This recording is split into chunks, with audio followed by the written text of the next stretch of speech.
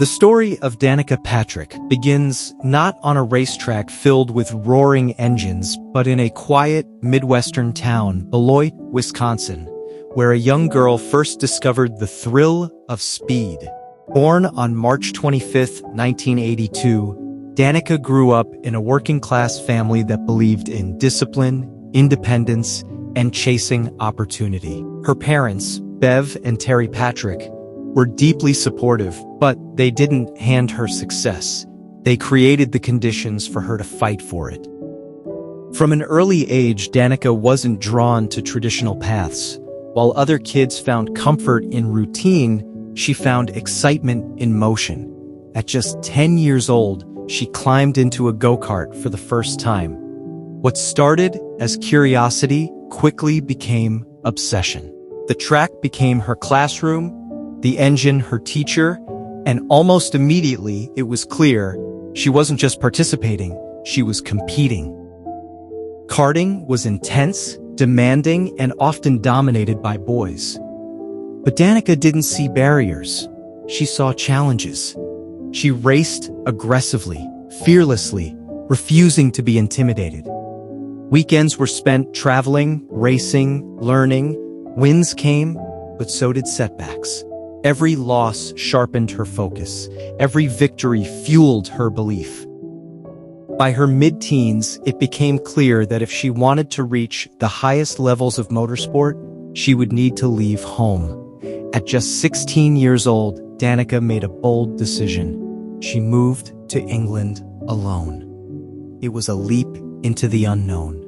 No family nearby, no guarantees, just a dream. In England, she competed in highly competitive junior racing circuits, including Formula Ford.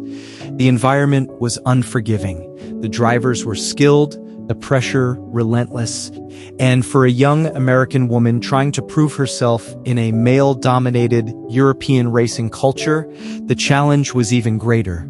There were moments of doubt, times when results didn't come, when funding was uncertain, when the dream felt fragile. But resilience defined her. Danica returned to the United States with something more valuable than trophies: experience, toughness, and a deeper understanding of what it would take to succeed. She began climbing the American open-wheel racing ladder, eventually earning a spot in the IndyCar series. In 2005, everything changed. Driving for Rahal Letterman Racing, Danica Patrick entered the Indianapolis 500 as a rookie. The Indianapolis 500 isn't just a race. It's a test of endurance, precision, and mental strength. Few rookies make an impact. Danica didn't just make an impact, she made history.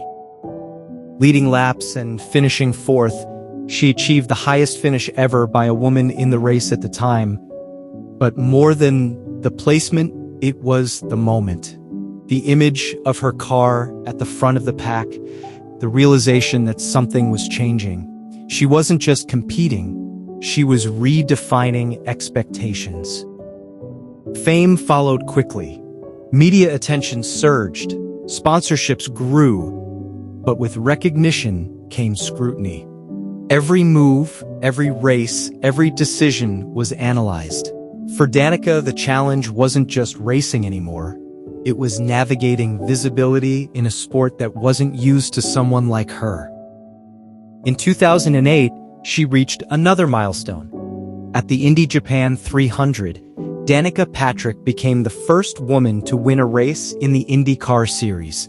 It was a historic victory, not symbolic, but real. Earned through strategy, precision, and skill. It silenced doubters and solidified her place in racing history. But Danica wasn't finished.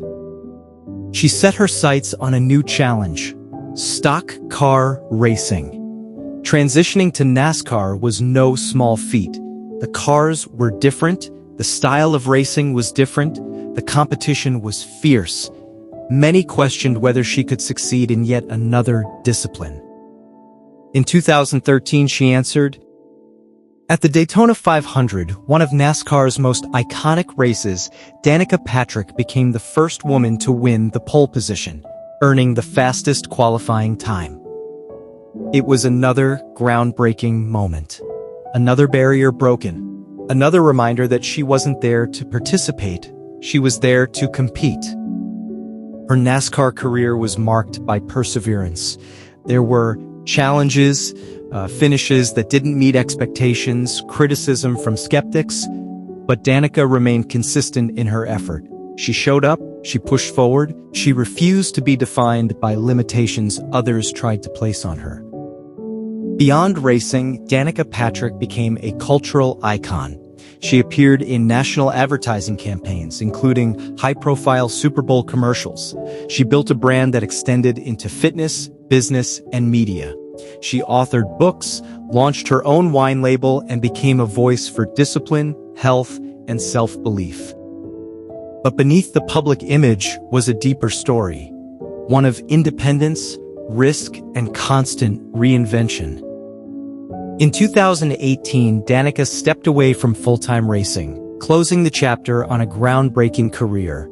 Her final races, including the Indianapolis 500 and Daytona 500, were symbolic, a return to the stages where she had made history. It wasn't an ending defined by decline, but by choice.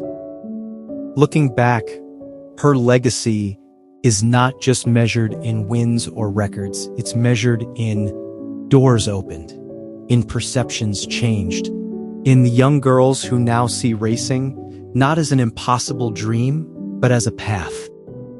Danica Patrick didn't just race cars. She challenged a system. She stepped into arenas where she wasn't expected to belong and proved that she did.